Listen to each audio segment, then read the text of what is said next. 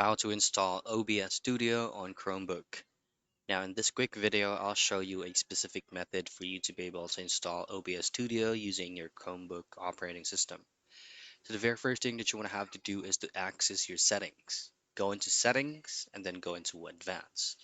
And from advanced, you should be able to see a lot of options. But all I have to do is go on developers. And from developers, you just need to set up and install Linux development environment on your Chromebook. Follow on-screen prompts for you to be able to successfully install it. Now, once you have installed it, you just have to run it. Go back into your Chromebook apps and then choose on terminals. So this is going to be the interface of your terminals, kind of like working as a command prompt. So just simply type in this specific command here that will be shown on your screen. That's going to be sudo space apt-get space install space obs-studio. Once you hit on enter, it will automatically be installed by itself and you should be able to run it.